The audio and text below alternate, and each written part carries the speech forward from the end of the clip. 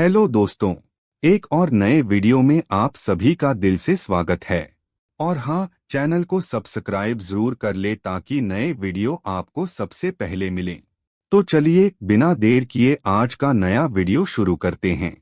गाड़ी होटल के सामने रुकी। रेस्क्यू टीम के लोग इंसुलेटेड सूट्स पहने, हाथ में हथियार लिए नीचे उतरे। एक फौजी आगे बढ़ा और जोर से बोला, सब पीछे हट जाओ और रास्ता खाली करो। क्या एकेडमिशियन लू ट्रैनक्वॉक यहाँ है? एकेडमिशियन लू बाहर आए और बोले, हाँ मैं यहाँ हूँ। उस नौजवान फौजी ने झट से एकेडमिशियन के सामने एक इंसुलेटेड सूट रखा और बताया, एकेडमिशियन लू, हम रेस्क्यू टीम से हैं। जल्दी से ये कपड़े पहनिए और हमारे साथ चलिए।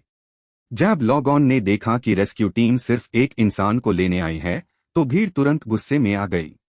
एक ने चिल्लाया, रुको ज़रा, क्या तुम हमें बचाने नहीं आए? दूसरे ने भी हाँ में हाँ मिलाई, हाँ तुम सिर्फ आईसी नहीं बचा सकते। एक रेस्क्यू वर्कर आगे बढ़ा और शांत करते हुए बोला, सब शांत हो जाओ। सरकार रेस्क्यू ऑपरेशन चला रही है और रात के 12 बजे दिन का सबसे कम टेम्परेचर होता है। आज रात आप सब खुद सिलिकॉन वैली प्लाजा जा सकते हैं, वो सबसे करीबी रिलीफ पॉइंट है। रेस्क्यू वर्कर की बात सुनकर सब खुशी से झूम उठे। सच में? कल सुबह से ऑफिशियली रेस्क्यू शुरू हो जाएगी? बहुत बढ़िया। सरकार अभी पूरी तरह से पैरालाइज्ड नहीं हुई है। लेकिन पीछे खड़ा ओल्ड मैन सन गुस्से में था। वो आगे लपका, फायदा उठाने की कोशिश की। मेन सन डक बियाओ ग्रुप का सन हूँ। मैं तुम लोगों को 100 मिलियन देता हूँ। ये इंसुलेटेड कपड़े मुझे दो, मुझे अभी निकलना है। लेकिन सन टोंग ट्रेंड फौजियों का मुकाबला नहीं कर पाया। एक रेस्क्यू वर्कर ने तुरंत उसे दबोच लिया, नीचे गिरा दिया और बोला, एकेडमिशियन लू ट्रैनक्वॉक एक जियोलॉजिस्ट है और इस डिजास्टर में उनका बहुत इंपॉर्टेंट रोल है। कृपया हमारे काम में रुकावट ना डाले। सन टोंग दर्द में चीखा, गांव कुओंग की तरफ देखकर, गांव कुओंग कमीने, मैंने तुझे किस लिए पाला था? जा मेरे लिए इंसुलेटेड कपड़े ला। लेकिन बंदूक के सामने सब बराबर थे। गांव कुओंग के लोग झिझक गए, हिम्मत नहीं हुई रेजिस्ट करने की और सन टोंग की बातों को नजरअंदाज कर दिया। एकेडमिशियन लू को ले जाने के बाद रेस्क्यू टीम तुरंत निकल गई। चले ठियू, सब रेडी है, निकल चलो। जैसे हाई रेस्क्यू टीम निकल रही थी, खुआंग हसियाओ थियन अचानक पास आई, डर से भरे चेहरे के साथ एक सिपाही का हाथ खींचकर बोली, सिपाही भाई रुको ज़रा। ऊपर फ्लोर पर एक पागल किलर है। एलवाई नाभि लपकी और दोनों एक साथ चिल्लाए, आ हा। वो पागल कातिल के हाथ में बंदूक भी है। अभी अभी तो वो हमें भी साथ ले जाना चाहता था।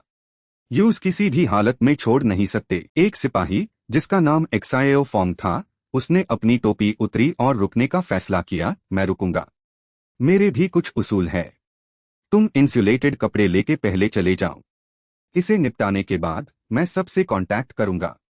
एक्साएओ फोंग के साथियों ने उसे रोका। एक्साएओ फोंग, ये खास वक्त है, जल्दबाजी मत करो। लेकिन एक्साएओ फोंग ने अपना इंसुलेटेड सूट उतार दिया, बंदूक लेकर ऊपर की तरफ बढ़ा, बदबदाया, मुझे देखना है आखिर ये कौन सी बाला है जो यहाँ आई है। पीछे खादे खुआंग हसियाओ थियन ने एक शैतानी मुस्कान दी। जैब टुदैन को गोली लगेगी, मैं आराम से अपने कमरे में रेस्क्यू का इंतजार करूंगी। टुदैन के प्रेसिडेंशियल स्वीट तक जाने वाले कॉरिडोर में पूरा सन्नाटा छाया हुआ था। एक्साएओ फोंग एक दीवार के पीछे छुपकर ध्यान से आसपास देख रहा था। अचानक उसकी नजर सामने वाले प्लांट पॉट पर रुकी। कैमरा। टुदैन ने जो कैमरा प्लांट पॉट में लगाया था, बाहर की हर हरकत पर नजर रखने के लिए उसने एक्साएओ फोंग को छुपते ही रिकॉर्ड कर लिया था। अचानक टुदैन के कमरे का दरवाजा धीरे से खुला। एक हाथ बाहर निकला और उसने एक्साएओ फोंग की तरफ एक बॉम्ब फेंका। इस अचानक हरकत से एक्साएओ फोंग चौंक गया, मन ही मन बोला, साला। बॉम्ब पास आकार गिरा और तुरंत फट गया। लेकिन अचानक वो ब्लास्ट वाला बॉम्ब नहीं था, बल्कि एक टीयर गैस ग्रेनेड था। एक्साएओ फोंग के पैरों के पास घाना धुआं उठने लगा, जिसे यूज तेज खांसी आई, चेहरा बिगड़ गया। माँ कसम, ये तो टीयर गैस है। आखा खा। आंखों में जलन के साथ एक्साएओ फोंग ने आंखें कास कर बंद कर ली। मन ही मन सोचा, हालात खराब है, पीछे हटना ही बेहतर है। जब वो बचने का रास्ता ढूंढते हुए सब सह रहा था तो पीछे से एक परछाई दिखी। टुदैन हाथ में बेसबॉल बैट लिए, उसने जोर से बात घुमाया। थक। एक्साएओ फोंग बेहोश हो गया। कुछ देर बाद टुदैन के कमरे में एक्साएओ फोंग धीरे धीरे होश में आया। उसने मुश्किल से आंखें खोली, मन ही मन सोचा, आंखों में बहुत दर्द है, ये कौन सी जगह है? कितना ठंडा लग रहा है। टुडैन उसके सामने खड़ा था, एक्सायो फॉन्ग का मिलिट्री आईडी कार्ड हाथ में लिए जोर से पढ़ा, एक्सायो फॉन्ग, स्पेशल ऑपरेशंस टीम का डेप्यूटी लीडर। अगर होश में आ गए हो तो बात करते हैं। एक्सायो फॉन्ग आसपास ठंडक महसूस करते हुए इधर उधर देखा और हैरानी से पूछा, एसी है क्या? आखिर तुम हो कौन? तुम्हारे पास बंदूक और स्टन ग्रेनेड्स कैसे हैं? टुडैन ने बंदूक नीचे रखी, जवाब दिया, मैं तो बस अभी अभी ग्रेजुएट हुआ स्टूडेंट हूँ। बंदूक और बाकी सब मैंने मिडिल ईस्ट में ट्रैवल करते वक्त खरीदा था। एक्सायो फॉन्ग को अपनी आंखों पर यकीन नहीं हुआ। उसने फिर पूछा, मजाक कर रहे हो क्या? टुडैन धीरे से बोला, अगर तुम्हें यकीन नहीं तो मैं क्या कर सकता हूँ। उसने फिर पूछा, क्या सरकार ने एक रिलीफ पॉइंट बनाया है और कल सुबह लोगों को खुद वहां जाने का प्लान है? एक्सायो फॉन्ग चौंक गया, घबरा गया, तुम्हें कैसे पता? टुडैन ने मन में याद किया, लगता है पिछली जिंदगी से अलग नहीं है। उसने आगे कहा, बेशक सुबह जल्दी टेम्परेचर बहुत कम हो जाएगा, लेकिन जो लोग 10 मिनट से ज्यादा चांदनी में रहेंगे वो बेहोश हो जाएंगे। बहुत लोग रिलीफ पॉइंट तक जाते हुए मर जाएंगे। एक्सायो फॉन्ग ने सर झुकाया, शर्मिंदा होकर बोला, रेस्क्यू के साधन बहुत मुश्किल है।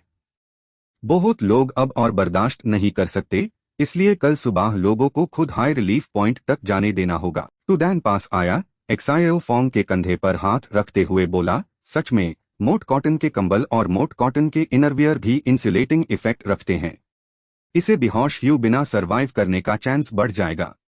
टुडैन की बात सुनकर एक्सायो फॉन्ग चौंक गया, बोला, सच में? टुडैन ने बंदूक उठाई और एक्सायो फॉन्ग के सर पर तादी, जवाब दिया, बिल्कुल। टुडैन की इस हरकत से एक्सायो फॉन्ग डर गया, जल्दी से बात पलटने की कोशिश की, रुको जरा मेरे भाई, मुझे मरने से पहले क्या मैं उन्हें कंबल के बारे में बता सकता हूँ? ठीक है, मैं सिर्फ इंटरनल कम्युनिकेशन सिस्टम यूज करूंगा, फिक्र मत करो, मेन बैकअप के लिए कॉल नहीं करूंगा। एक्सायो फॉन्ग की सोच के बिल्कुल उलट, टुडैन ने तुरंत खंजर से रस्सी काट दी और उसे आजाद कर दिया। इस हरकत से एक्सायो फॉन्ग हैरान हो गया, चौंक कर बोला, हाँ तुम?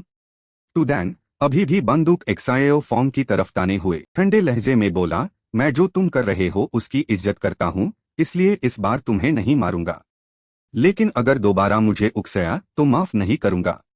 एक्सायो फॉन्ग अभी भी हैरान था। उसने फिर पूछा, तुम्हें डर नहीं कि मेरे जाने के बाद मेन बैकअप बुलाकर तुम्हें निपटाऊंगा? टुडैन ने पीछे देखा, इशारा करते हुए बोला, डर? ऊपर देखो और देखो ये क्या है। एक्सायो फॉन्ग ने चैट की तरफ देखा और तुरंत पूरा घबरा गया, फेस रिकॉग्निशन कैमरा वाला मशीन गन रोबोट। ये तुम्हें कहाँ से मिला? टुडैन मुस्कुराया, दोबारा बोला, मैंने पहले ही बताया था मिडिल ईस्ट से मिला है। एक बार ये एक्टिवेट हो गया तो कमरे में मेरे अलावा कोई जिंदा नहीं बचेगा, लेकिन इस सिचुएशन में शायद तुम्हारे पास मुझे नोटिस करने का टाइम ही नहीं होगा। एक्सायो फॉन्ग झिझकते हुए सर हिलाकर कंफर्म किया, मैं समझ गया। उसके बाद वो नीचे उतरा और रेस्क्यू टीम के साथ चला गया।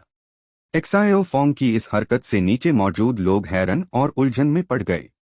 एक ने कहा, वो सिपाही ऐसे ही चला गया, सिर्फ कंबल के बारे में बताया, ऊपर क्या हुआ कुछ नहीं बताया। दूसरे ने उसकी बात आगे बढ़ाई, देखा नहीं क्या, सिपाही की बंदूक जब्त हो गई, ऊपर इतना खतरनाक है क्या, फौजियों को भी निपटा देते हैं। ओल्ड मैन सन रेस्क्यू टीम को जाते हुए देखकर कुछ ना कर सका, गुस्से से दांत पीस रहा था, साला वो पैल था, और गांव कुओंग के चेहरे पर जोर से थप्पड़ मारा, मैंने तुझे किस लिए पाला था, अभी एक्शन क्यों नहीं लिया, बेवफाई करना, निकल जाओ अभी। जब ओल्ड मैन सन लगातार बवाल कर रहा था, ओल्ड मैन म्यू ने दांत पीस्ट हुए गांव कुओंग की तरफ मुड़कर पूछा, भाई कब तक ऐसी बर्दाश्त करना पड़ेगा?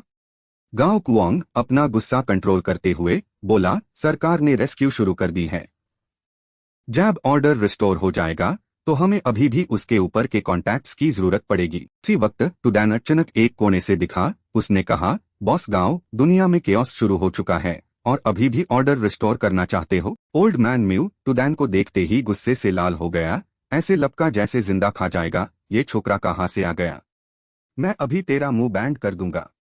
गांव कुओंग ने शांति से उसे रोका, रुको जरा, टुडैन तुम नीचे क्यों आए? टुडैन हाथ में आइस से भरा थर्मोस बॉटल लिए गांव कुओंग और ओल्ड मैन म्यू के सामने उड़ेल दिया, मेन बॉस गांव के पास एक डील करने आया हूँ। ठंडे आइस क्यूब्स फाइल गए, ठंडी हवा छोड़ रहे थे, जिसे गांव कुओंग और ओल्ड मैन म्यू उस जलती हुई गर्मी में खून के प्यासे राक्षस जैसे बन गए थे। ओल्ड मैन म्यू ने आइस को देखा, पागल होकर लपका, आइस आइस। भाई, उसके कमरे में पक्का और भी बहुत अच्छी चीजें होंगी। यूज मार दो, सब हमारा हो जाएगा। टुडैन ने तुरंत ठंडे लहजे में ओल्ड मैन म्यू के गले पर बंदूक दी, जिसे वो चौंक गया, दोनों हाथ ऊपर उठा दिए और घबराकर थूक निकला। गांव कुओंग हालात देखकर एक नकली मुस्कान दी, आहा टुडैन भाई, इस बार ध्यान मत दो। हम अपनी डील के बारे में बात करते हैं। डील फाइनल होने के बाद गांव कुओंग और ओल्ड मैन म्यू को आइस बॉटल मिल गया। दोनों तुरंत ठंडक में डूब गए, आइस चूसते हुए मजे ले रहे थे। ओल्ड मैन म्यू संतुष्ट चेहरे के साथ बदबदाया, मैं यहाँ 3 दिन से फेस यू हूँ, पहली बार इतना फ्रेश फील कर रहा हूँ। सोच भी नहीं सकता कि उस छोकरे का कमरा कैसा होगा। गांव कुओंग ने सर हिलाया, पहले उसकी मांग मान लो, फिर मौका देखकर उसे मार देंगे। उस वक्त ये कमरा हमारा हो जाएगा। ओल्ड मैन सन गांव कुओंग को बची हुई आइस चुपते देखकर गुस्से से लपका, जोर से लात मारी और आइस का ढेर बिखर दिया। बहुत खूब गांव कुओंग, आइस छुपा रहे थे तुम। उसने गांव कुओंग को पैरों से मारते हुए धमकी दी, अगर अगले बार कोई अच्छी चीज हो और खुद से ना निकाली तो तुम पक्का मारे। ओल्ड मैन सन की इस हरकत से गांव कुओंग के दिल में गुस्से की आग भड़क उठी। ओल्ड मैन सन आइस क्यूब्स को सहलते हुए बोला, साला कितना मजा आ रहा है। कई दिनों से इंस्टेंट नूडल्स खा खा कर थक गए थे। लॉग रिलीफ पॉइंट की तरफ जा रहे थे। अनमेन खुआंग, हसियाओ थियन और एल्वाइना भी थे। वो मन ही मन खुश होकर सोच रही थी, आखिर इस दोजख से निकल रहे हैं। 2 दिन से सिर्फ थोड़ा बहुत स्नैक मिला है। रिलीफ पॉइंट पार मेन मीट खाऊंगी, कोका कोला पीऊंगी। लेकिन अचानक ओल्ड मैन म्यू दिखा। उसने खुआंग हसियाओ थियन के ऊपर से कंबल छीन लिया। वो चौंक कर चीखी। ओल्ड मैन म्यू बोला, गांव कुओंग ने तुम लोगों को पानी दे दिया है, अब जाना चाहते हो? ये नहीं चलेगा। उसने बुरी तरह से खुआंग हसियाओ थियन का ड्रेस फाड़ दिया, जिसे वो घबरा गई। ओल्ड मैन म्यू ने धमकी दी, तुमने कहा था ना कुछ भी करोगी तो पहले मेरी खिदमत करो। लुक थाना होटल के बाहर लोगों का झुंड आगे बढ़ने लगा। एक नौजवान जलती हुई गर्मी को सहते हुए दांत पीस कर बोला, साला, जब से गांव कुओंग ने कंट्रोल लिया है उसने हमें पानी या खाना नहीं दिया है।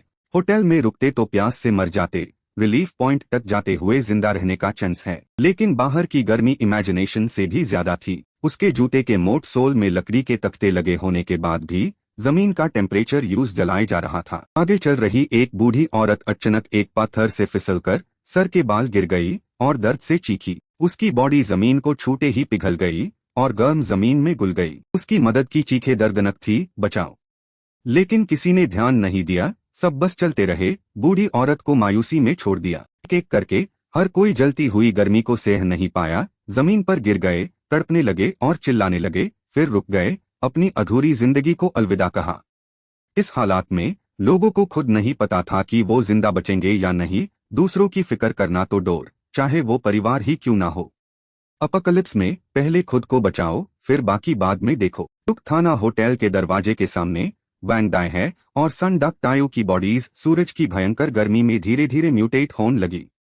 उनका पूरा शहर लाल हो गया, जैसे अंदर मोल्टन लावा बह रहा हो। अचानक दोनों जाग उठे, उनकी खून भरी आंखें डर फैला रही थी। ऊपर से टुडैन लॉग ऑन को जाते हुए देख रहा था। मन में सोचा, पिछली जिंदगी में मैं भी उनकी तरह रिलीफ पॉइंट तक पहुंचने की कोशिश कर रहा था। उस वक्त किसी ने मुझे कंबल ले जाने को नहीं कहा, सिर्फ एक छोटा सा किलोमीटर था, लेकिन उसने कितने हाई लॉग ऑन की जान ले ली। नीचे खुआंग हसियाओ थियन चीखी, ओल्ड मैन म्यू को डेर करने की कोशिश करते हुए, भाई रुको ज़रा, रुको ज़रा। ओल्ड मैन म्यू गुराया, अब क्या हुआ और क्या? खुआंग हसियाओ थियन और एल्वाइना डर से भरे चेहरे के साथ जल्दी से बात पलटने की कोशिश की, भाई क्यों ना हम ऊपर कमरे में चले, यहाँ नहीं। हाँ हाँ, हम कोऑपरेट करेंगे, जो आप चाहेंगे वही होगा। ओल्ड मैन म्यू ने उन दोनों को देखा और जोर से हंसा, हाँ हाँ हाँ, डुरैंडी और टीन, तुम्हें अभी भी शर्म आती है क्या? यहाँ किस बात का डर है? लेकिन अचानक वैंग दाई है और सन डक तायो, जो अब म्यूटेट हो चुके थे, दरवाजा तोड़कर अंदर घुस आए। उनका पूरा शहर लाल था, खून भरी आंखें डर से भरी थी और वो लगातार गुर्रा रहे थे। गांव कुओंग और उसके लोग हैरान रह गए, चिल्लाए, ये तो ज़ॉम्बी है। ज़ॉम्बी। ऊपर कमरे में टुडैन ने एसेंस क्रिस्टल कप में डाला, उसमें स्ट्रॉन्ग लिकर डाली। उसने मन ही मन सोचा, अपोकलिप्स में ये एसेंस क्रिस्टल्स कभी कभी म्यूटेटेड क्रीचर्स और मॉन्स्टर्स की खोपड़ियों में मिलते हैं। बहुत रेयर है, 100 में से एक को भी शायद ना मिले। डैन ने कप उठाया, एसेंस क्रिस्टल को साफ किया और सीधा निकल गया। गाओ कुआम की किस्मत अब ऑफिशियली मेरी हो गई है। उसने एसेंस क्रिस्टल वाली लिकर का कप गटक लिया। डैन की दोनों आंखें तुरंत लाल हो गई और खून की नसें उभार आई। उसका शहर बढ़ने लगा, कपड़े फट गए, अंदर आग और लावा फूटने लगा, जिसे टुडैन दर्द से चीखने लगा और फिर बेहोश हो गया। जमीन पर गिर गया, पैर मड़ गए और गहरी बेहोशी में चला गया। नीचे गाओ कियांग और उसकी टीम ने ड्राउट ज़ॉम्बी किंग वैंग दहाई को तो निपटा दिया था और वैंग हाओ भी वही बेहोश पड़ा था। गाओ कियांग को गुस्सा आ रहा था कि इतना पानी अस ज़ॉम्बी पार बर्बाद हो गया। उसने गुस्से में वैंग दहाई की लाश को लात मारी और गाली दी, मादरी चलना, एक बार और हिल के दिखा। लाओ मियाओ और उसके बंदे उस पानी को देख रहे थे जो अब खत्म हो चुका था। बेड अफसोस से बोले, ये हमारा आखिरी पानी था, अब कुछ नहीं बचा। लीना ने मौका देखा और चुपके से भागने की कोशिश की, लेकिन लाओ मियाओ ने उसका हाथ पकड़ लिया। अरे ओ लड़की, भागने चली हो? क्या तुम्हें पता है मैं तुम्हारे पैर काट सकता हूँ? दर्द से करहते हुए लीना चिल्लाई, मियाओ भाई, पानी के बिना हम सब मार जाएंगे। मेरे पास सुशैन से निपटने का एक तरीका है, मुझे रेस्क्यू पॉइंट तक जाने दो। लाओ मियाओ ने उसे गुस्से से झकझोरा और पूछा, जल्दी बोल, अगर मजाक किया ना तो जिंदा नहीं बचेगी। लीना जब कोई रास्ता ना मिला तो सोचा यही जीने का मौका है। उसने फौरन राज खोल दिया, जियांग जियाओकिन सुशैन की मंगेतर है। अगर तुम लॉग यूज सुशैन के दरवाजे के सामने जलील करोगे तो वो जरूर दरवाजा खोलेगा, तब तुम मौका देख के उस पर हमला कर सकते हो। लाओ मियाओ ने लीना की बात सुनी, मुड़कर जियांग जियाओकिन को देखा और दांतों में हंसा। हाँ, तो ये बात है, क्या कमाल का प्लान है। जियांग जियाओकिन लीना की धोखेबाजी से हैरा, अपनी आंखों पर यकीन नहीं कर पा रही थी। उसकी जुबान लड़खड़ा गई। लीना, तुम। उसने अपने भूखे पेट को छुआ, दांत पीस्ट ह्यू गाओ कियांग के ग्रुप को देखा और याद दिलाया, मैं तुम्हारे साथ काम करूंगी, लेकिन मुझे भूख लगी है। तुम्हें पहले मुझे खिलाना होगा, मुझे गोश्त खाना है। लाओ मियाओ हैरा था, मुड़कर बोला, गोश्त? बिजली नहीं है, फ्रिज का सारा गोश्त तो सड़ चुका है। काम भक्त, मुझे भी गोश्त खाना है। गाओ कियांग ने जियांग जियाओकिन को गोश्त मांगते हुए सुना तो करीब आया। उसका चेहरा दरवना था। उसने दोबारा पूछा, तुम्हें गोश्त खाना है? उसने चाकू उठाया, जियांग जियाओकिन के सामने रखा, फिर लीना पर एक नजर डाली और ठंडे लहजे में बोला, तो फिर खुद ही कर लो। जियांग जियाओकिन का चेहरा डर से सेफ्ट पैट गया। उसने लीना को देखा और दोबारा पूछा, आपका मतलब है उसका गोश्त? दोस्ती और जिंदा रहने के बीच जियांग जियाओकिन ने बिना किसी शक के जिंदा रहना चुना। वो तेजी से लीना की तरफ पलटी। उसकी आंखों में ऐसी ठहर थी कि लीना को पसीना छूट गया। वो कांपने लगी। जियांग जियाओकिन ने गाओ कियांग के हाथ में चाकू देखा और बिना किसी झिझक के उसकी तरफ लपकी और चाकू छीन लिया। वो लीना की तरफ बढ़ी, जिसे दो बंदे जोर से पकड़े ह्यूदा। उसके चेहरे पर खून खराब दिख रहा था। उसकी अपनी ही बेरहमी ने लीना को घबराहट में चिल्लाने पर मजबूर कर दिया, क्या कर रहे हो तुम लोग? तुम्हारा मतलब क्या है? कियांग जियाओकिन, हम बहन है, तुम ऐसा नहीं कर सकती। जियांग जियाओकिन करीब आई। उसके चेहरे पर खून की प्यास थी। ठंडे लहजे में बोला, अब खुद को धोखा देना बंद करो। हम कब से बहन बन गए? और तो और अभी तुम उनसे मुझे जलील करवाना चाहती थी। ये कहकर जियांग जियाओकिन ने चाकू चलाया। एक हाथ से लीना का सर पकड़ा, दूसरे हाथ से उसके पेट में एक के बाद एक 10 से ज्यादा वार किए। उसने दांत पीस्ट ह्यू कहा, तो मुझे डॉश मैट देना। कर इल्जाम लगाना है तो खुद पर लगाओ। गाओ कियांग और उसके बंदे, जो खून खराबा देखने के आदी थे, वो भी इस बहन बहन के खूनी मंजर को देखकर डांग रह गए। लीना को निपटाने के बाद जियांग जियाओकिन ने उसकी जमीन पर पड़ी लाश को देखा और पागलपन में हंसी। हा। उसने अपना सर उठाया और चिल्लाई, सुशैन, एक बार मेरा पेट भर जाए तो मैं तेरा खून पी जाऊंगी। गाओ कियांग खुद को संभल कर लाओ मियाओ की तरफ पलाटा और उसे याद दिलाया, जाओ डुआन या को निपटाओ, गोश्त भुनो। हमारे भाइयों को खाना चाहिए, तभी सुशैन से टक्कर ले पाएंगे। लाओ मियाओ चिंतित चेहरे के साथ हिचकिचाया, लेकिन कियांग भाई। गाओ कियांग ने लाओ मियाओ की तरफ देखे बिना धीरे से कहा, पानी के बिना हम एक दिन भी नहीं टिक पाएंगे। अगर तुम ज़ॉम्बी नहीं बनना चाहते तो जो मैं कह रहा हूँ वो करो। लाओ मियाओ बेचैन होते हुए भी दांत पीस रहा था और मुड़कर अपने बैंडन को हुक्म दिया, डुआन या कहा है, यूज ढूंढो और यहाँ ले आओ। रेजिडेंशियल स्वीट में सुशेन कोर क्रिस्टल को एब्जॉर्ब करने के बाद जागा। उसका जिस्म एक नई ताकत से भर चुका था। उसकी चलने की रफ्तार आसमान छू रही थी। एक पाल में वो पूरे कमरे में घूम गया। पूरा जिस्म एक अजीब एहसास से भर चुका था। सुशेन खड़ा हुआ और बोला, तो ये है फिजिक, एक नई सुपरनैचुरल एबिलिटी? लगता है मेरी ताकत और बढ़ गई है। वो करीब आया, हल्के से हाथ घुमाया और कमरे में रखा बर्फ का ब्लॉक तोड़ दिया। उसकी मस्कुलर स्ट्रेंथ भी अब बहुत ज्यादा हो चुकी थी। अचानक दरवाजे पर दस्तक हुई।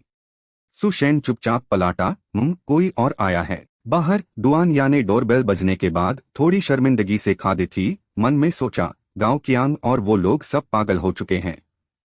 नीचे अब रहना मुमकिन नहीं, यही एक अकेला सहारा है। शुक्र है मेरे पास अभी भी एक ट्रम्प कार्ड है। क्लिक, दरवाजा खुला। सुशेन बिल्कुल नंगा बाहर आया और ठंडे लहजे में पूछा, डुआन या, क्या बात है? डुआन या ने नजर उठाई, सुशेन की बर्फीली आंखों से मिली और फिर अनजाने में नीचे उस काले चीज पार नजर डाली। उसका चेहरा लाल हो गया। वो चीखी, EWW, ए बेशरम। सुशेन चौंक गया। एहसास हुआ कि उसने कपड़े नहीं पहने हैं। जल्दी से संभलते हुए बोला, सॉरी, मेरा कोई इरादा नहीं था। थोड़ी देर बाद दोनों नॉर्मल हो गए, हालांकि थोड़ी शर्म अभी भी बाकी थी।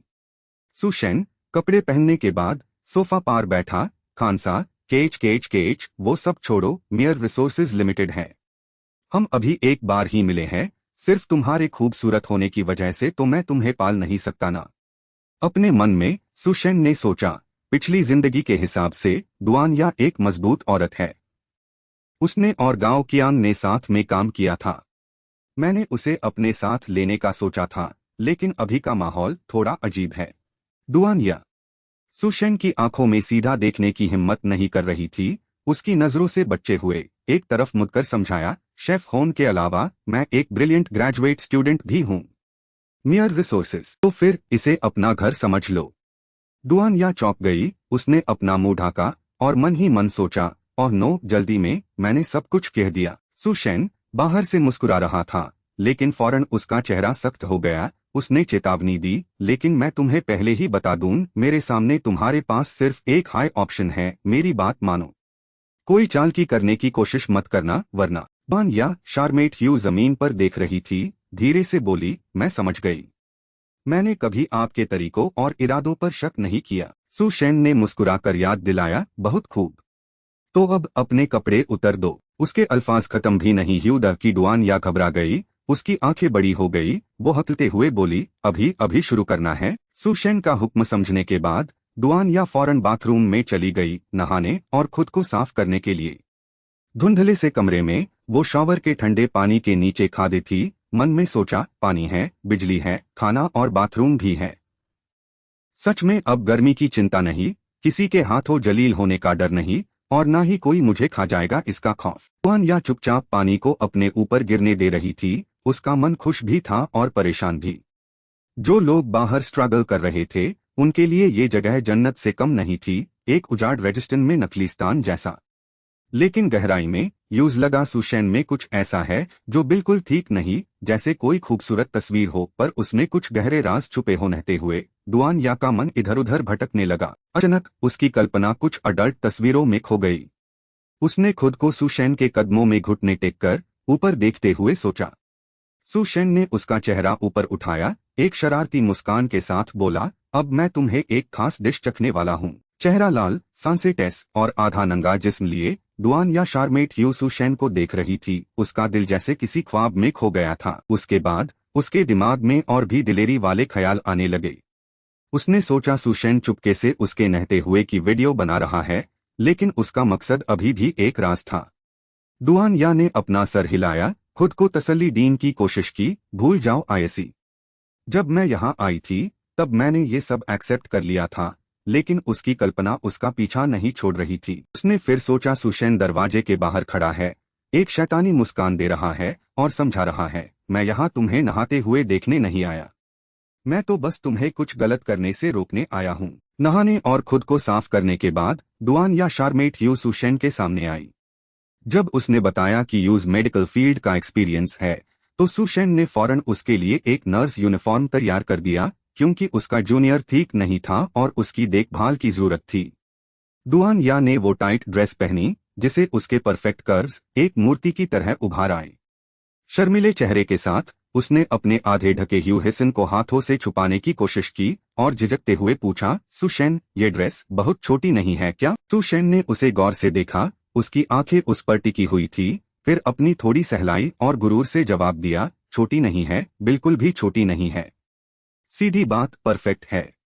डुआन या शारमेट ह्यू पलटी, जिसे अनजाने में उसके गोल बटक्स और उभार गए। उसने ड्रेस पर नजर डाली और बदबदाते हुए दोबारा पूछा, सच में? जैसे ही माहौल गर्म होने लगा था, अचानक एक अनचाही मुसीबत बिजली की तरह टूट पड़ी। जियांग जियाओकिन, वो बिन बुलाए मेहमान, दरवाजे पर धमाका करने लगी, चिल्ला रही थी, बचाओ, मुझे बचाओ। सुशेन, दरवाजा खोलो। सुशेन ने जैसे ही दरवाजा खोला, जियांग जियाओकिन फिर से मदद के लिए चिल्लाई, बचाओ मुझे। बाहर गांव कियांग ने देखा सुशेन कोई रिएक्शन नहीं दे रहा। उसने फौरन जियांग जियाओकिन का सर पकड़ा, दांत दिखाते हुए धमकी दी, सुशेन, अगर तू बाहर नहीं आया ना, तो मैं सीधा दरवाजा तोड़ दूंगा। सुशेन ने अफसोस भरे चेहरे से, जैसा कि मजा अभी शुरू ही हुआ था, जुबान चिकाई, फिर से शुरू हो गए। वो दरवाजा खोलने के लिए उठने ही वाला था, लेकिन डुआन या ने घबराहट में उसे रोका, दरवाजा मत खोलो, हम दरवाजा नहीं खोल सकते। बाहर वेल लॉगॉन ने लीना को मारकर खा लिया है। डुआन या को अपनी बात पूरी करने का मौका दिए बिना ही सुशेन ने सिचुएशन समझ ली। वो पलाटा और ठंडे लहजे में पूछा, तुम्हारा मतलब है वो इंसान का गोश्त खा रहे हैं? सुशेन के दिमाग में पिछली जिंदगी की यादें चमकी। बिना किसी हिचकिचट के उसने दरवाजा खोला और बाहर आ गया। गांव कियांग के ग्रुप को शांति से चेतावनी दी, दरवाजा तोड़ने की सोचना भी मैट। अगर तुमने उसे तोड़ा तो सच में बहुत बड़ी मुसीबत में पैठ जाओगे। इसी दौरान जियांग जियाओकिन, गाओ कियांग, लाओ मियाओ और उनके साथी एक बेचारी लड़की को तंग करने का नाटक कर रहे थे। जियांग जियाओकिन ने अपनी जुबान बाहर निकाली, मदद के लिए पुकारा, सुशेन, मुझे बचाओ। आखिरकार सुशेन आ ही गया। गाओ कियांग और उसके साथियों की आंखें लाल थी, नसें फूली हुई थी, जिस्म गुस्से से भर चुका था। दांत दिखाते हुए जीत की खुशी में बोले, तो आखिर तुमने अपना सर बाहर निकल ही लिया। हाँ हाँ हाँ। सुशेन दरवाजे के पास खड़ा था, उसकी आंखें बर्फ की तरह ठंडी थी, वो बाहर देख रहा था। गांव कियांग ने पहले ही एक बंदे को पास छुपा रखा था, चाकू लिए। सुशेन पर अचानक हमला करने का प्लान था। जैसे प्लान किया था, सुशेन ने जैसे ही कुछ कहा, उस बंदे ने चाकू घुमाया और चिल्लाया, मार जा। लेकिन उन्हें ये नहीं पता था कि सुशेन ने वियतनाम में मास्टर हुयन टुअन किएट और इलेक्ट्रिक करंट सेक्ट की निगहबानी में ट्रेनिंग ली थी। उसने सारे मार्शल आर्ट्स में महारत हासिल कर ली थी। वो पहले से तैयार था, कैमरास देख चुका था और पूरी सिचुएशन जानता था। बिजली की तेजी से सुशेन ने चाकू पकड़े हुए हाथ को लपक लिया और कुछ बेसिक मूव्स से उस बंदे का हाथ तोड़ दिया, जिसे गाओ कियांग और उसके साथी डांग रह गए। जियांग जियाओकिन ने विक्टिम का रोल प्ले करना जारी रखा। गाओ कियांग के ग्रुप से छुटने की कोशिश करते हुए जोर से चिल्लाई, मुझे जाने दो। वो सुशेन की तरफ लपकी, मदद मांगते हुए, सुशेन, मुझे बचाओ। लेकिन उसकी उम्मीदों के खिलाफ सुशेन पिघला नहीं। उसने ठंडे लहजे में जियांग जियाओकिन का गाला पकड़ा, जिसे वो वही रुक गई और हाफने लगी। उसके बिगड़े हुए चेहरे को देखते हुए सुशेन ने कहा, एक बार तुम इंसान का गोश्त खाना शुरू कर दो ना, तो तुम्हारा जिस्म धीरे धीरे बादल जाएगा और मुंह में बड़े दांत निकल आएंगे। अब तुम इंसान नहीं रहे। पीछे गांव कियांग के बैंडन के चेहरे डरावने थे, दांत दिखाते हुए गुराए, अब दुनिया तो क्यामत बन चुकी है।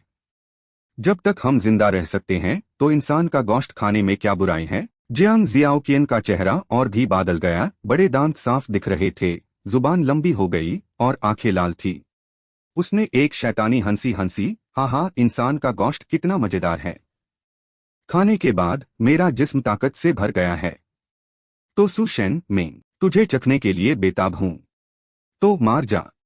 जियांग जियाओकिन ने सुशेन पर हमला करने के लिए हाथ उठाया, लेकिन जिंदगी हमेशा ख्वाबों जैसी नहीं होती। एक ठीक जबरदस्त मुक्का उसके चेहरे पर पड़ा और सुशेन ने उसे एक बॉल की तरह पीछे धकेल दिया। मुक्का इतना तगड़ा था कि जियांग जियाओकिन खिड़की से बाहर गिर गई, लेकिन उसके बदले हुए जिस्म की वजह से उसने जल्द ही दीवार पकड़ ली और फौरन मौत से भाग गई। दांत पीस्ट ह्यू, नसें फूल रही थी। जियांग जियाओकिन गुराई, सुशेन, मैं तुझे इतनी आसानी से जीने नहीं दूंगी। लेकिन जैसे ही उसका लटका हुआ जिस्म धूप के कांटेक्ट में आया, वो चौंक गई, दर्द से तड़पते हुए बोली, बहुत गर्म है, आहा। अंदर जियांग जियाओकियन को निपटाने के बाद गाओ कियांग ने सुशेन पर हमला किया। उससे लड़ने के लिए मुंह से चिल्लेट ह्यू बोला, भाइयों हमला करो, यूज बंदूक निकालने का मौका मैट डू। सुशेन ने शांति से HMPH किया। HMPH, क्या मुझे तुम जैसे लॉगऑन पार गोलियां बर्बाद करनी पड़ेंगी? गाओ कियांग का एक बंदा हवा में उछला, ईगल क्लॉ स्ट्राइक चलते हुए धमकी दी, ओ लड़के हमें इतना हल्के में मत लेना। लेकिन सुशेन ने ठंडे लहजे में जवाब दिया, लेकिन क्या मैंने कहा नहीं था कि मुझे बर्बाद करना बहुत पसंद है। उसके बोलते ही सुशेन ने अपनी बंदूक निकाली, अस ईगल को सीधा माथे पर गोली मारी, जिसे वो वही ढेया हो गया। गाओ कियांग, लाओ मियाओ और उनके साथी घबरा गए, हर तरफ बिखर गए।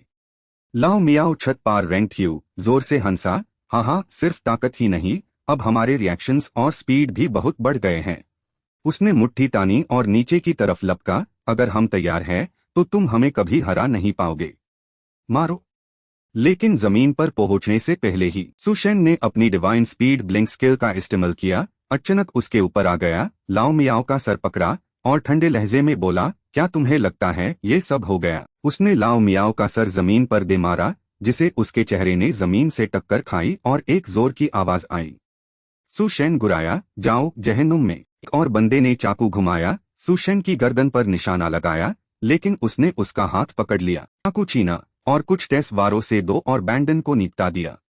गाओ कियांग अपने बैंडन को एक एक करके गिरते देख उसकी आंखों में गुस्से की आग भड़क उठी, मुट्ठियां ताने एक जंगली जानवर की तरह लपका, लेकिन सुशेन तक पहुंचने से पहले ही सुशेन ने उसका गाला पकड़ लिया और उसे दीवार से दे मारा, जिसे गाओ कियांग धीरे धीरे बेहोश होने लगा। ठीक इसी वक्त जियांग जियाओकियन पूरी तरह से बदले हुए जिस्म के साथ फिर से आ गई।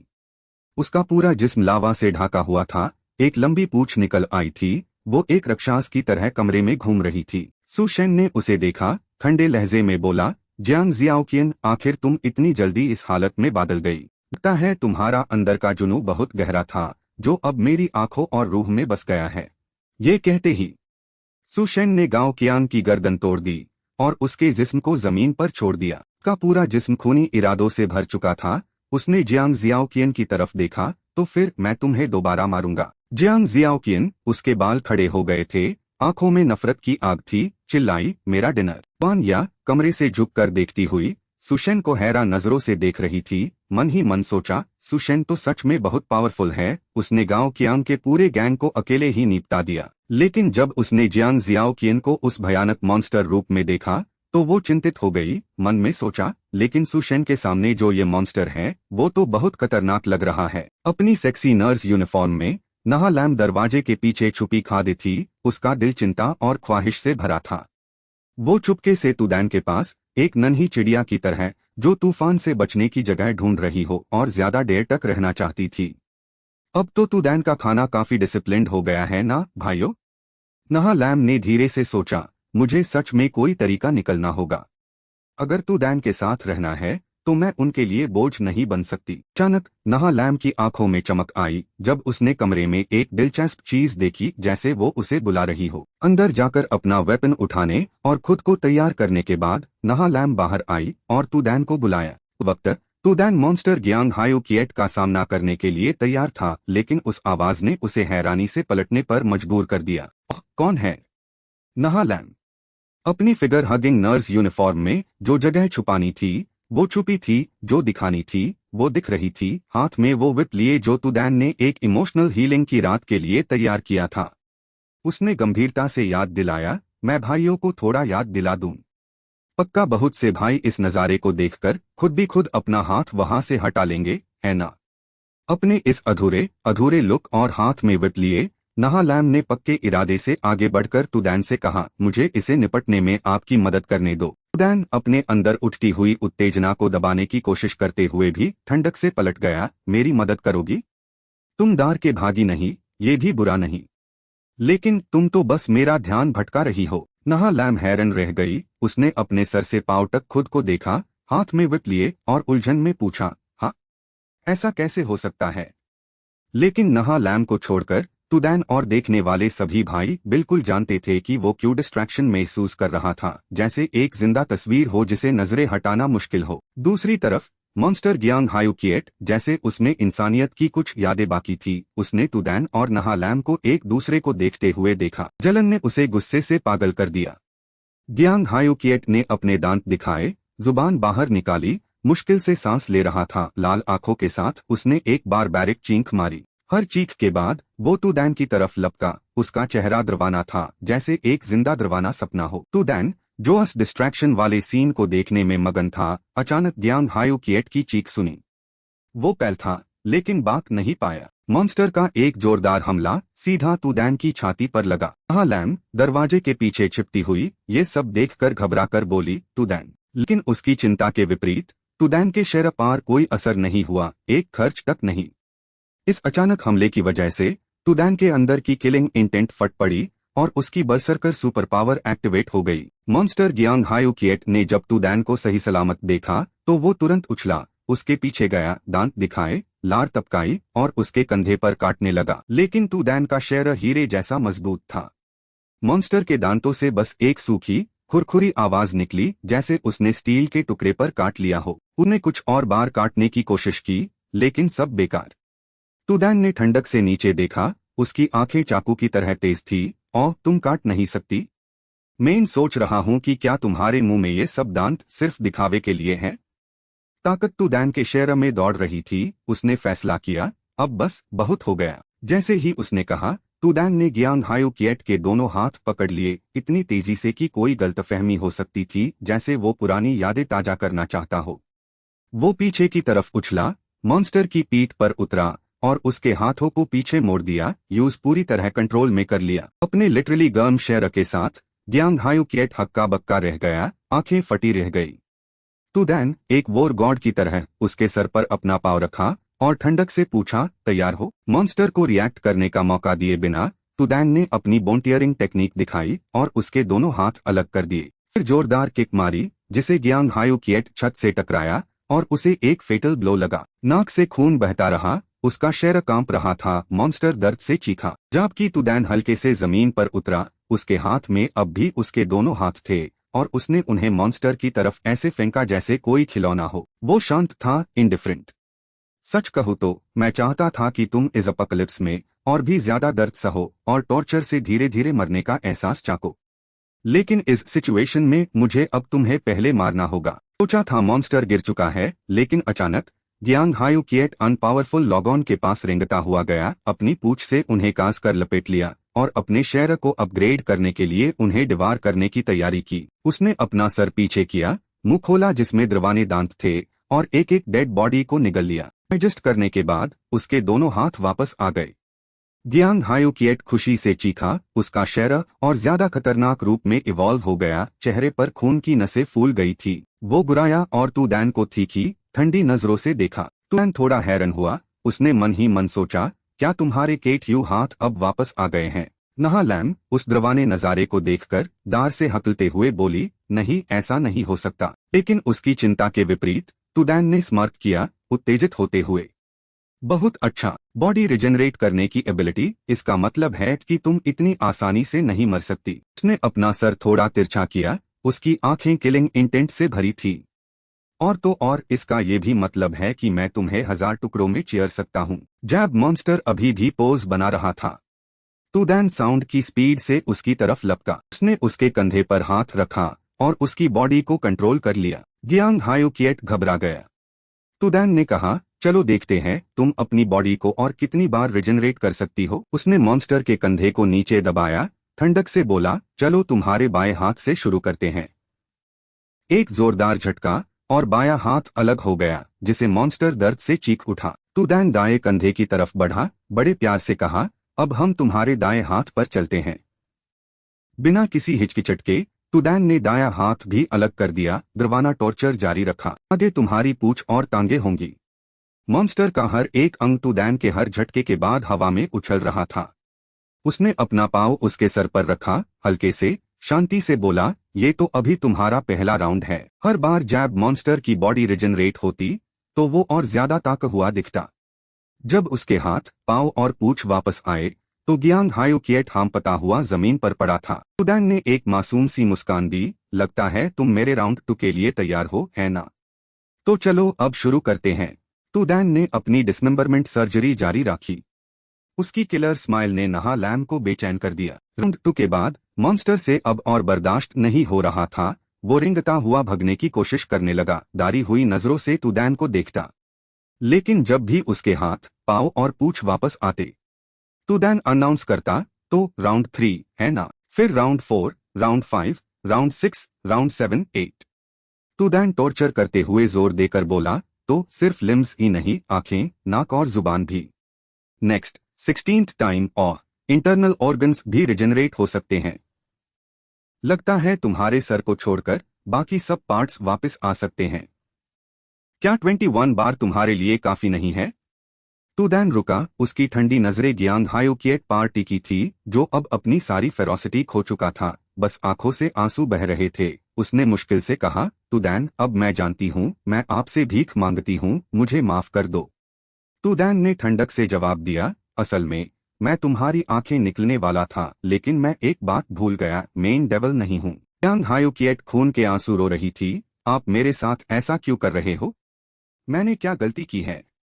आप मेरे साथ ऐसे बिहेव क्यों कर रहे हो? लेकिन टूदैन को याद आया जो ग्यांग हायोकिएट और उसका चेला वैंग हाओ वो ने उसके साथ पिछले जन्म में किया था। उसने अपना पाँव उठाया, सीधा मॉन्स्टर के चेहरे पर निशाना लगाया।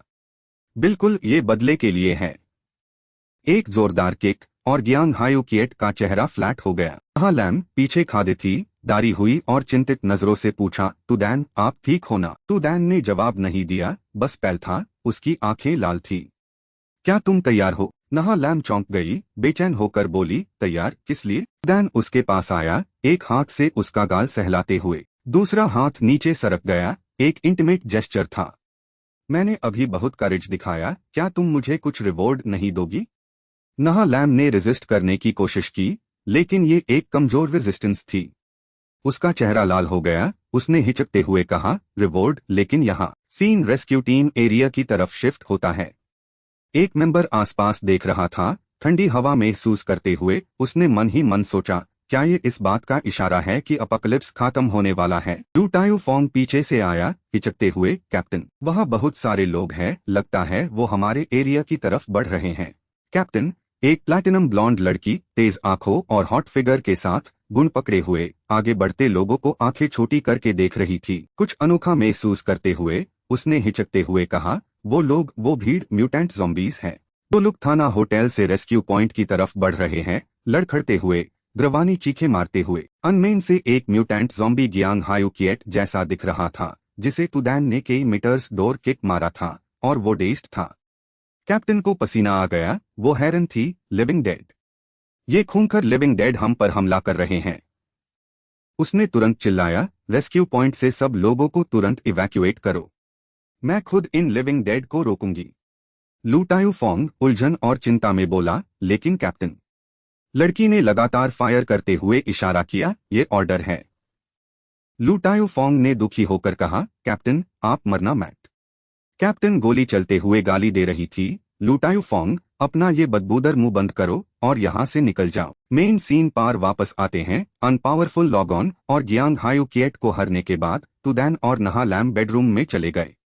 उसके पूरे शहर से रोशनी निकल रही थी। उसने अपने बाल कूल स्टाइल में ठीक किए और तीखी, ठंडी नजरों से नहा लैम को देखा। अब मैं तुम्हें सीधा बीएसएसी की अनलिमिटेड पावर का एक्सपीरियंस कराना चाहता हूँ। बीएसएसी ये उन बहादुर वॉरियर्स का निकनेम था जो अपने दुश्मनों को अपनी बारबैरिक स्टाइल से डराते थे, जैसे पागलपन में कोई बीस्ट हो। नहा लैम के लिए टूदैन के डिनर में यूज जरूर immortal cultivating radish, old farmer pushing cart या कैरिंग प्लाउ ओवर माउंटेन जैसी काउंटलेस पोजीशंस से गुजाराना पड़ेगा। टूदैन को उसकी पावरफुल, लस्टफुल रूप में देखकर नहा लैम ने घबराकर ब्लैंकेट कास के पकड़ लिया और चीखी, क्या फिर से? ये अब कितनी बार हो चुका है? टूदैन एक बीस्ट की तरह जो शिकार की प्यास से भरा हो। नहा लैम को नीचे गिरा दिया, उसकी आंखों में हवास थी। टूदैन ने अपनी शिकार को बार्फ ठंडी नजरों से चेतावनी दी, हाँ, ये सीवियर हीट वेव डिजास्टर अब खत्म हो गया है। अब मैं बाहर जाऊंगा, लेकिन उससे पहले मैं तुम्हें कुछ ऐसे गहरी यादें दे जाऊंगा जो तुम कभी भुला नहीं पाओगी।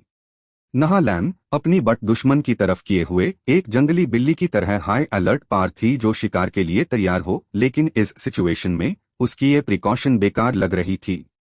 टूदैन की बात सुनकर उसने हिचकते हुए पूछा, क्या आप मुझे अपने साथ नहीं ले जा सकते? टूदैन को पसंद नहीं था कि उसका डिनर बार बार सवाल पूछे। उसने तुरंत नहा लैम की उम्मीद को एक हाई स्पीड स्यूइंग मशीन की तरह खत्म कर दिया।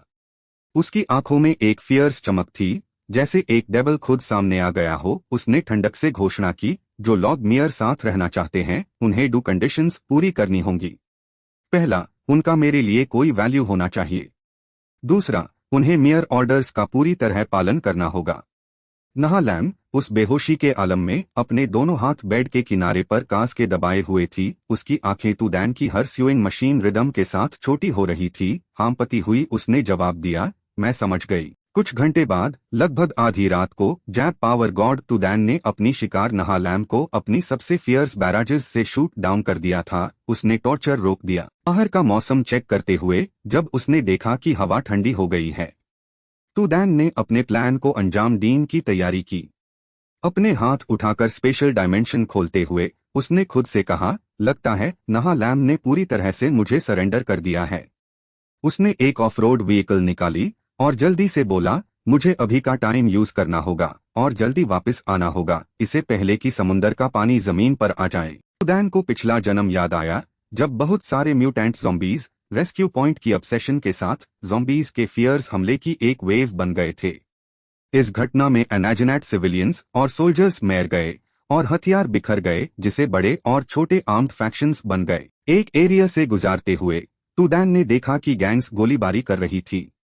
एक आदमी गोली चलते हुए एक चालक मुस्कान दे रहा था, सोचते हुए कि वो टारगेट एरिया तक बिना किसी मुश्किल के पहुंच जाएगा। लेकिन अचानक कुछ थग्स ने टूदैन की गाड़ी के आगे गन्स दादी। उनके चेहरे गुस्से से भर गए थे, जैसे उसे जल्दी ही मार देना चाहते हो। वो चिल्लाए, ओए, गाड़ी रोक, अभी के अभी। टूदैन गाड़ी में बैठा था, उसका चेहरा पत्थर जैसा इमोशनलेस था। उसने ठंडक से जवाब दिया, क्या मैं पागल लगता हूं जो तुम लोग इस वक्त गाड़ी रोककर लोगों को लूटने की हिम्मत कर रहे हो? एक भी दूसरा शब्द कहे बिना उसने एक्सेलरेटर दबाया और गाड़ी तेजी से आगे बढ़ गई।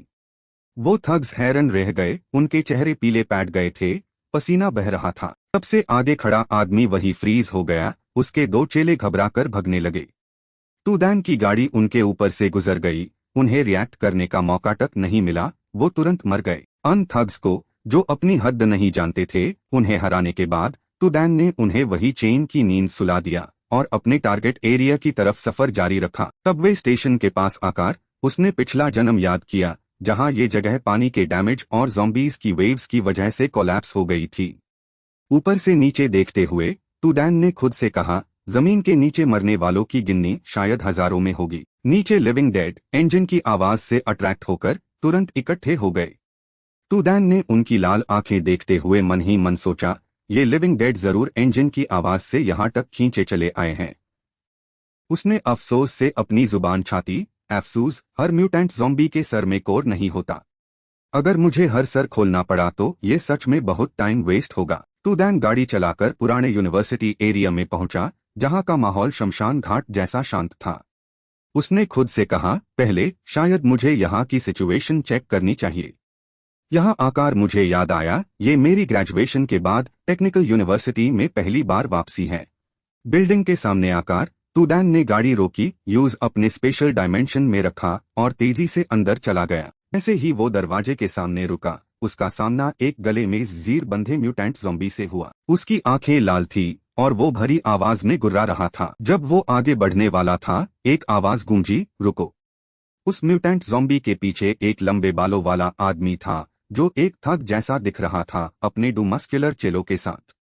ये आदमी पैर पार पैर रखकर बैठा था। उसने घमंड से चेतावनी दी, यंग मैन, जब तुम हमारे टेरिटोरी में कदम रखते हो तो तुम्हें रिस्पेक्ट दिखानी चाहिए, और सबसे पहले तुम्हें अपना बैकपैक मुझे देना होगा। टूदैन कमजोर होने का नाटक करते हुए अपना हाथ बैकपैक में डाला, कंपनी का नाटक किया, लेकिन असल में अपने स्पेशल डायमेंशन से एक fried chicken leg with fish sauce निकला और हकलते हुए बोला, क्या आप लोग मेरी मदद कर सकते हैं?